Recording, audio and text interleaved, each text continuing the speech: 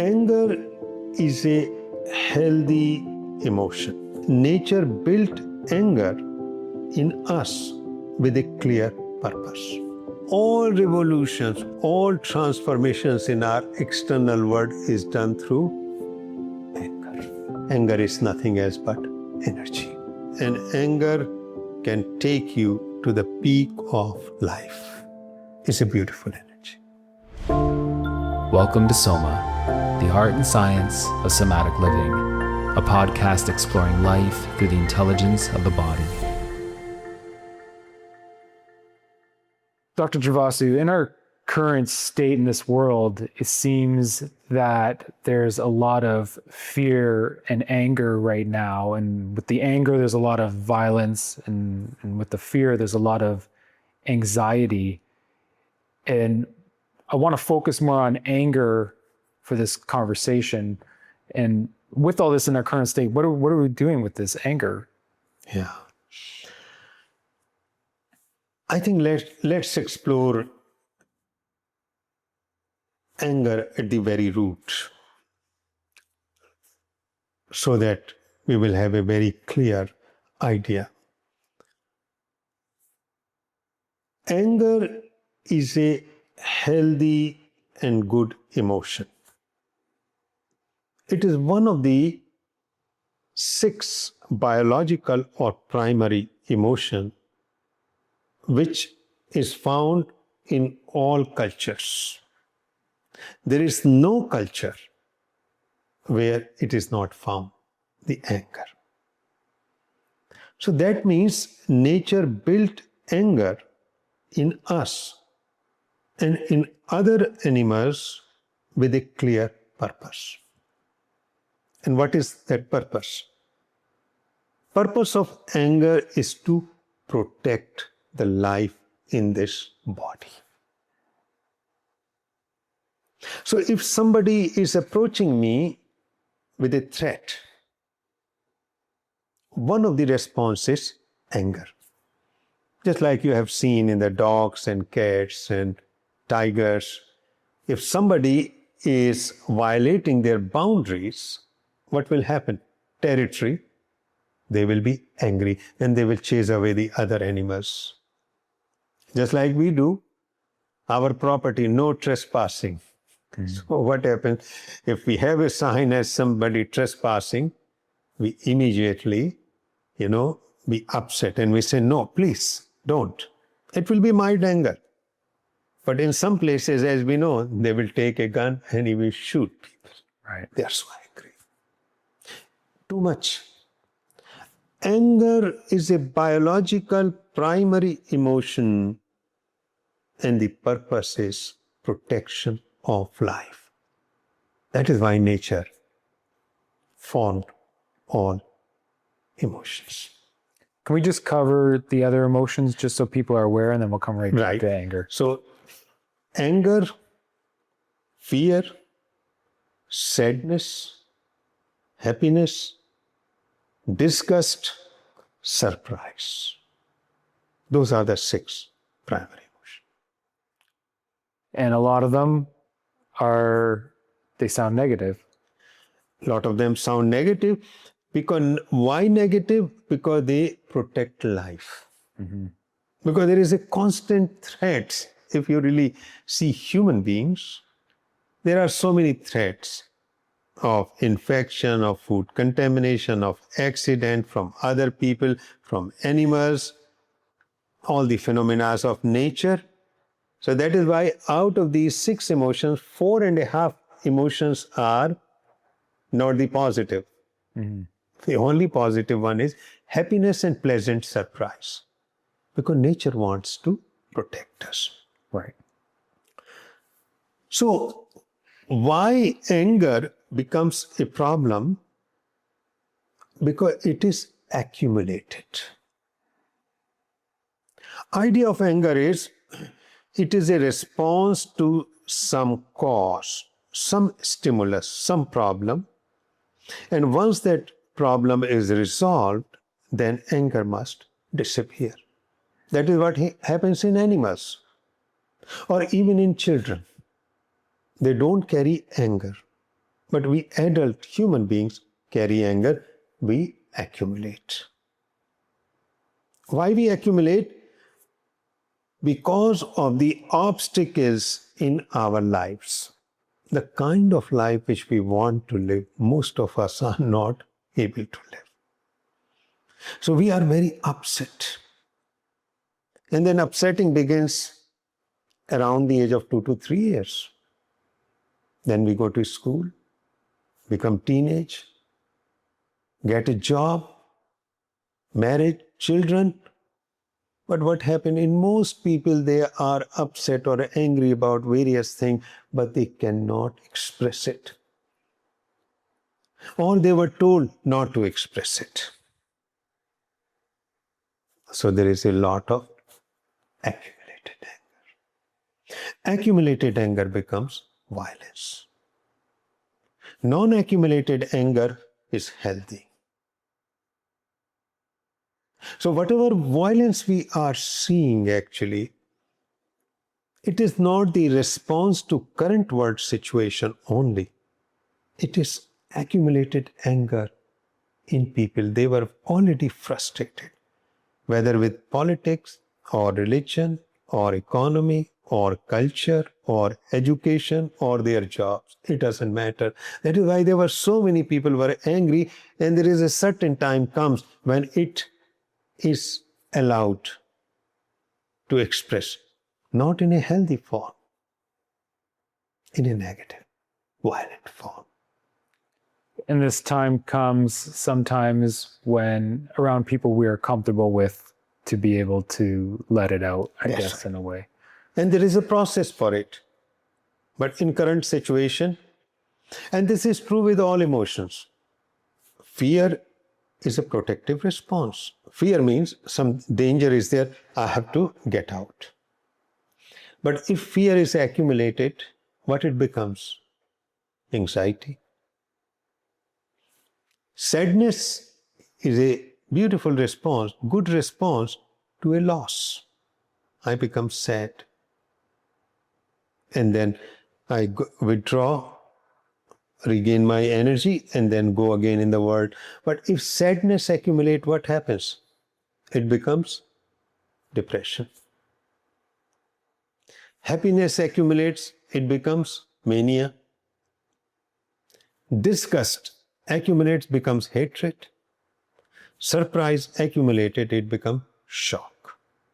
So all emotions, if they accumulated, they are not going to be very healthy. Is the accumulation like a part of life biologically, or is there a healthy way that we should be handling these things? Exactly. But somehow our culture, our religion, our whole lifestyle, because of the lack of ignorance about the nature of emotions, they try to stop it, prevent it. That is what we tell our children, anger is bad. Anger is bad if it is accumulated. Fear is bad if it accumulated. Children from the very beginning must be allowed to express anger. Because there is a reason for it. But nobody teaches. We say, hey, suck up your anger, your fear, and all other reaction. So from the very beginning, it is accumulating. In animals, it doesn't happen. In very young children, it doesn't happen. So fundamental problem is culture. And culture includes everything. And most cultures are not healthy. Does conditioning, in the sense of like being in a family of maybe like a lot of anger or unleashing at home, is that creating a condition of anger for a child as well? Or is, I mean, I guess there could be fear as well with that, but will we see that child become angry more outside of the house towards people and stuff like that? Of course. So conditioning is a part of this, not just this nature thing as well. That's right. Condition, because what culture does? Culture conditions us. Family conditions us. and all other forces condition us. So there's a biological anger response, but then also a conditioned anger Conditional response. It becomes more psychological. It accumulates. And that is where you are seeing in current situation is accumulated anger of decades or maybe centuries. Because when we read our history, and if we were dominated, somebody conquered and defeated us, we are carrying that history as a particular race, as a particular religion, at a particular culture. So this anger is not only from my life. It is about my people, what happened to them 100 years ago, 200 years ago, 500 years ago. They are still carrying, and when we read the history about our country, we become angry. Why people did this to my race, my color, my caste, and so on and so forth. Hey everyone, it's Matt from the podcast. If you're enjoying this conversation and you want to go deeper, Soma Path offers different classes, courses, and trainings that will help you actually experience what we're talking about, and they're accessible to all. Everything can be found through the link in the description, and from time to time, we do offer free programs and trainings there. So if this is resonating with you, that would be your next step.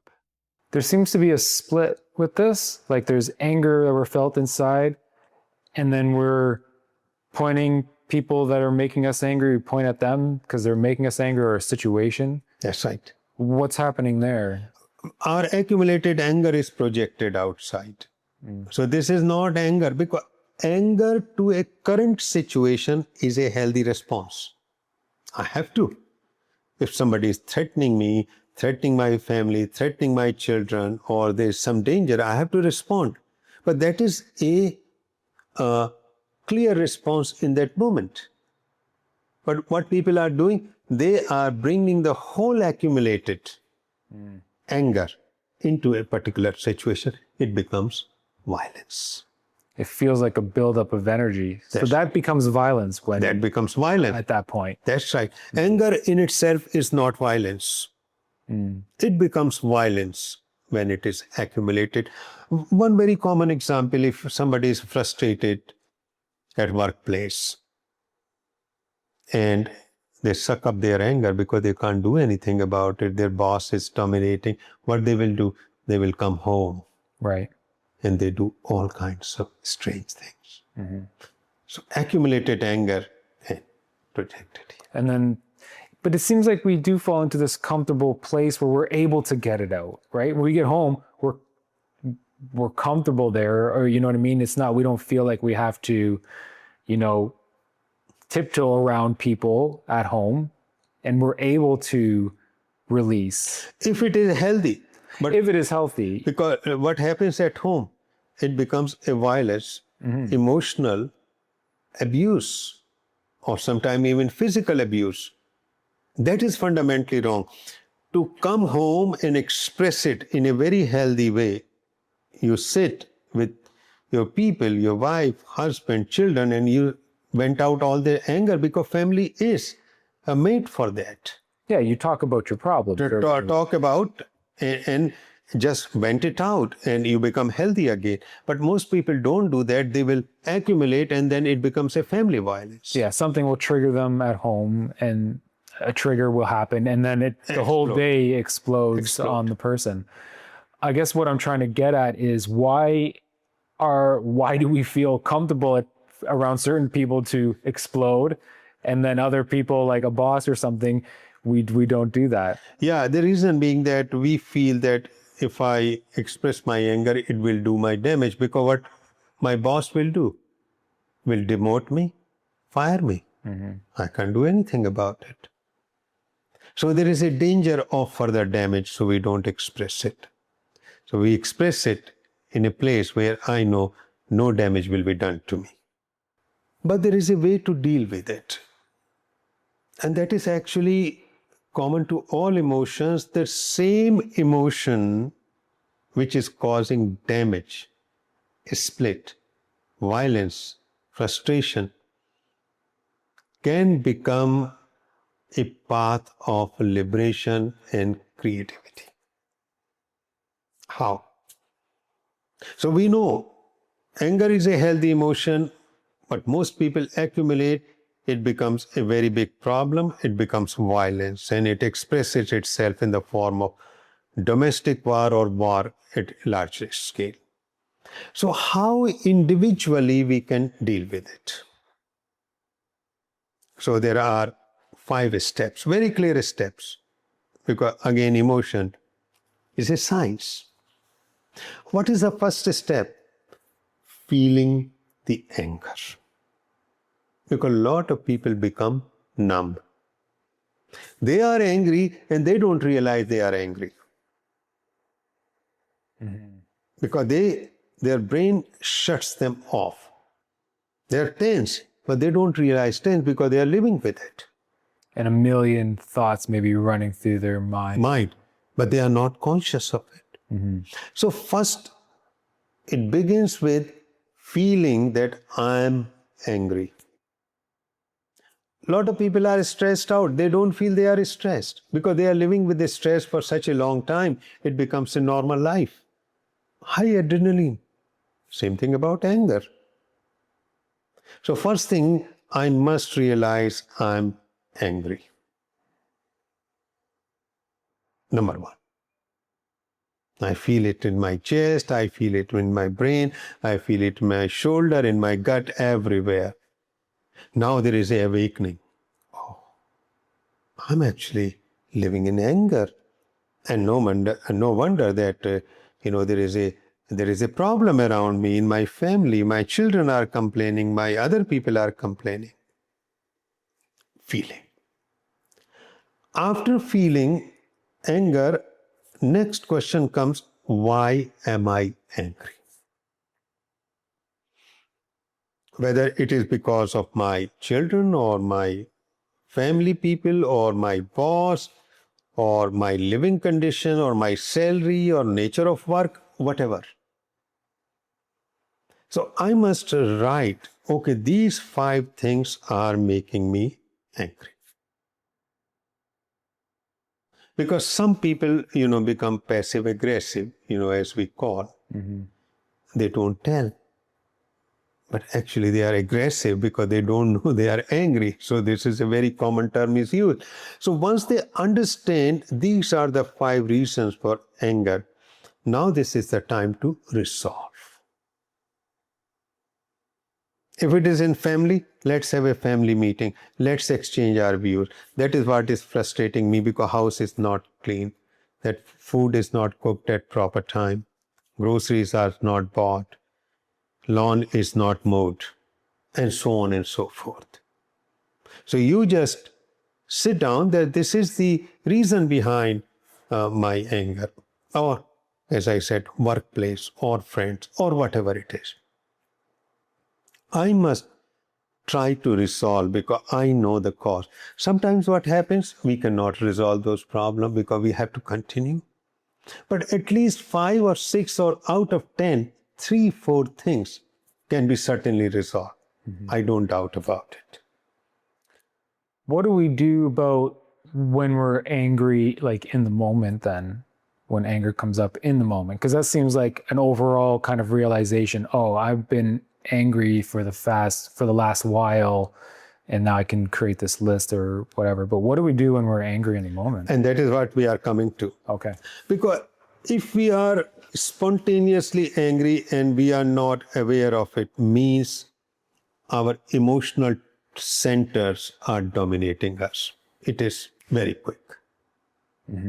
So that is where we develop a delayed response. Means anger is coming, but we delay its expression. And we can do that. That is a property of our prefrontal cortex, but we will discuss. First thing, feeling the anger, understanding the cause of the anger and trying to remove. If we can't remove some of the causes, third one is expressing it, sharing it, venting out the frustration. Some people, they say, you punch the the pillows, or you hit the trees, and all kinds of mechanism, or you shout, you yell, you do all kinds of things. But it has to be expressed and shared so that energy is out. You go for a walk, you go for jogging, you go for swimming, all kinds of things. That is the third, expressing. Fourth one is channelizing. Channelizing means now you are making anger a creative force. Because what is fundamentally anger? Energy. It's a very powerful energy. Fear is the energy, sadness is the energy, happiness is the energy, because they are all emotions are made up of energy. So is the anger. So anger, many people did that. They made it, they channelized it, and it became a very big creative force against injustice, problems of the world. And that is how they brought revolutions and reformation. All revolutions, all reformation, all transformations in our external world is done through anger. Give me any example of it. Gandhi in India was very angry the way he was treated in South Africa. He came back to India and he created a revolution, and India became independent. Think of Abraham Lincoln. He was very upset about how the people were treated, and he said he's going to change it. Think of Nelson Mandela in South Africa, apartheid. He said, this is wrong. He was very angry, and he changed it. Think of the first woman who wanted the voting right, or the feminist. They didn't come out of politeness or peace, but they were angry why we are treated the way we are treated. Or ordinary citizens, if they are getting too low, if the medical system is not functioning well, if bureaucracy is suffocating them, how they express it. And so for a regular situation, we get angry, we become aware of this anger stirring inside of us. We talk about it by ventilating it, not freaking out about it, and it's not coming from a reaction point. That's right.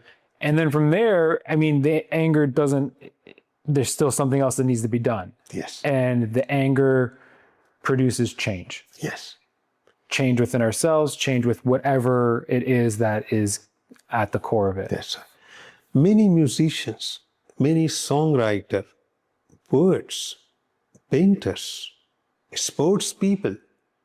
Think of Muhammad Ali or Cassius Clay. So many of them are there who became the top sports people, painters, musicians, scientists. And the driving force was anger. They were angry about something. So this is the fourth way. So not only expressing to each other, but actually making it flow into creative channels. And it doesn't have to be like just creative. If we're not just talking, you have to go paint anger. No. It's It could just be anything. creating. Yes. Yeah. You can protest in front of the city hall. Yeah. That is very creative. So creativity doesn't mean, just painting and all those things. It could be, I want to change. I want transformation. Whatever existing is, it is unjust. It is suffocating me. It is choking me. It is oppressing me. I have to do something about it. It could happen within the four walls of the family. That husband or wife dominating, another person is angry, and they say, it has to change, otherwise I'm quitting. Change will be there. So from micro level to macro level, to very ordinary to highly creative pursuit, they can be inspired by anger.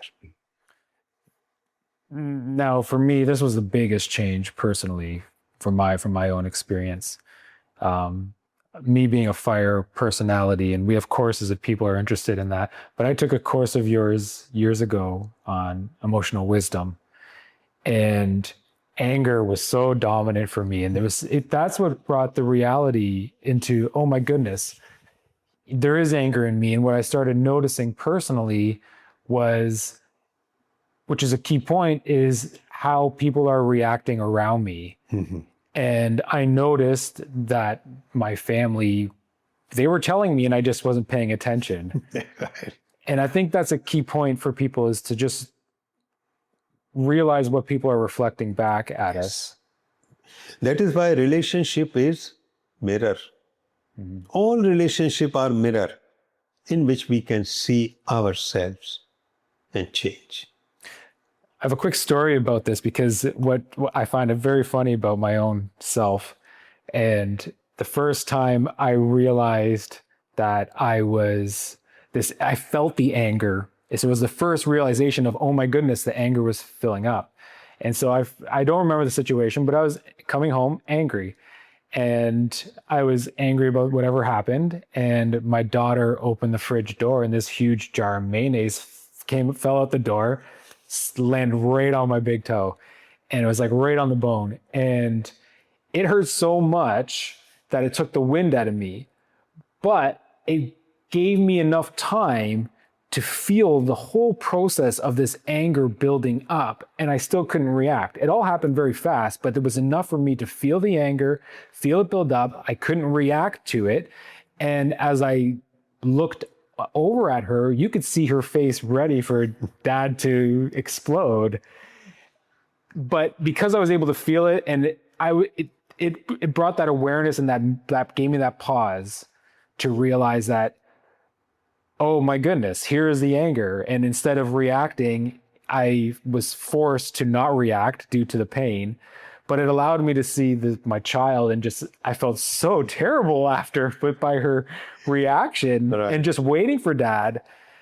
And instead, I think this is what I want to get to with this story, is acknowledgement. Yes.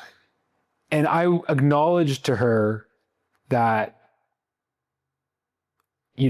I know you're waiting for dad to get angry, and I'm sorry. And I'm sorry that I'm reacting this way. But it was the fact that I was able to apologize, which is a step towards all this. That's right. And there is a very scientific reason behind it, as I said, prefrontal cortex, which has the faculty of metacognition, that whatever we are perceiving, we can become conscious of it. And that will delay the response and quite often resolve the situation. So in those moments, you were able to see, because it was not only your emotional center, but something here far superior, above, who could see that. What happens then when we're tired? Because I find when we're tired, especially for probably fire people, that we become more reactive that way. Stress always reduces to the emotions. Our thinking faculty, they become weak. That is why we react in stress, what we call flight, fight, or freeze. Because we regress. That is the problem of stress. So when we are tired, we are stressed, and response will happen. Right. And we're not able to catch those. It seems like we're not able to catch those sensations. Yes. Quite often. Because we don't have enough energy for that. Enough energy to catch the sensation. That's coming. Right. So what actually happens there then? Instant reactions. But there's this thing of catching the sensation. That is, again, this faculty, not the emotional. Through emotions, you cannot. Something which is beyond emotions will do it. So what happens, we can build it up. Certain people are born with it. Other people can build it up. So I would like to explain how anger happens, or in fact, any emotion.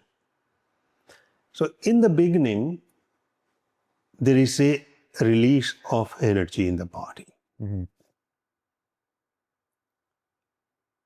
Billions of little sensations are just buzzing in the body.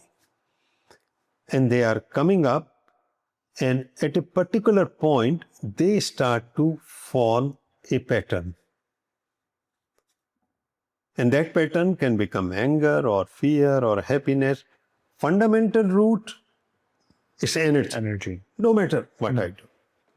So it's just like a tree, tree. And that tree root and stem are the same, but then there is a different branching. So you can say fear, anger, disgust, sadness, so on and so forth. So that is where we will come to, and this we call emotional wisdom. Not emotional intelligence. Emotional intelligence is there, but emotional wisdom. What it means that I capture any emotion at the level of energy. So the movement is building up.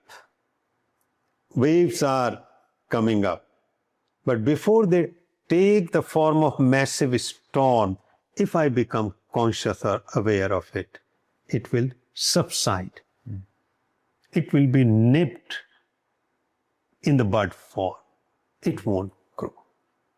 So that, and I'm not saying once in a while it won't happen, even to the most calm person, but by and large, we become so aware that before energy, which is, you can again give a metaphor of water, turns into massive wave and destroys something, we capture it there, nipping it in the bud.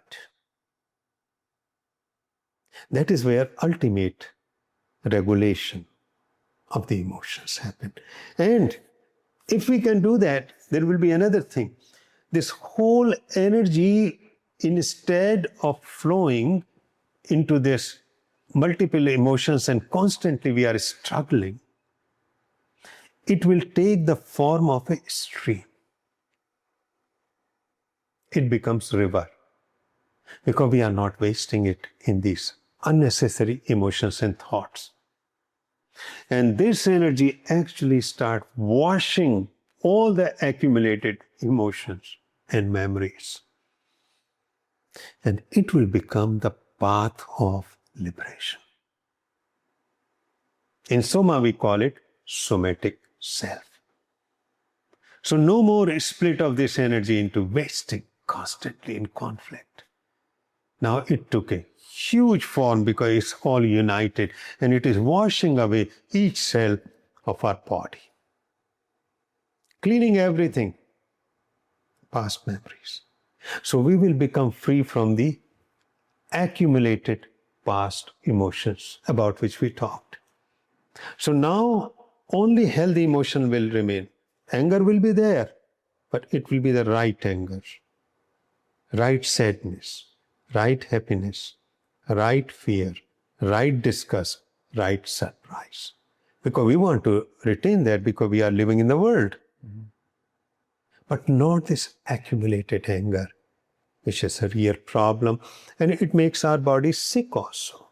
Because when so much anger and fear is accumulated in this body, it is under chronic stress. What will happen? My immune system, my endocrine system, my gut, my reproductive system, my pleasure system, all will be dysregulated. That is why people become chronically ill. That is why so many people develop high blood pressure or diabetes or autoimmune problem, chronic pain, anxiety, depression. Huge variety of, they are all connected to my mind. And this mind is accumulating constantly stress because of these emotions. That is what anger is. Anger, which is a cause of violence and war and destruction, now becomes the cause of creativity and ultimately transformation, because anger is nothing else but energy. So I will just sum it up, and if there is a question, we'll be very happy to explore further. Feeling the anger, understanding the anger, expressing anger safely, channelizing anger for creativity, reformation, revolution, and finally for the personal liberation, self-realization, because this is energy. What happens then to someone in the end that, say, may have more of this anger experience? What ideally will happen after they go through this? What happens with the anger and how they're living day to day? Thing is that once anger is resolved, Yeah. they will still have anger, but a right anger. When they have to respond to a specific situation to remediate, to correct it. Otherwise, they will become the most compassionate person and loving person. So compassion ends up getting more involved. That's right. Because in anger, there is no compassion, but in appropriate anger, there is a compassion. Because sometimes you have to express anger in order to help others. It is out of compassion. So you are angry not because you are violent, because out of compassion, out of love, just like a mother who punishes the child sometimes. Not because mother wants to be violent, but she wants to make sure this child is safe, taken care of. So we become that like compassionate, loving mother. That makes me want to ask then, does passion have a connection to anger? Obviously, because what is passion? Passion is energy. So there is a specific type of personality called fire personality. We talk about it in Soma program. Fire personality has a lot of passion because it is fire. In those people, anger comes very easily. They have to be particularly careful. This passion actually, that is why they become the top pioneers, leader, corporate heads. They are the one go-getter, things done anywhere in the world. But the problem with, they have to be very careful because that passion to do things can easily turn into anger. They are the most angry people. Anger is beautiful if it is not accumulated, and anger can take you to the peak of life. It's a beautiful energy. To learn more about our teachings, courses, and community, visit somapath.org.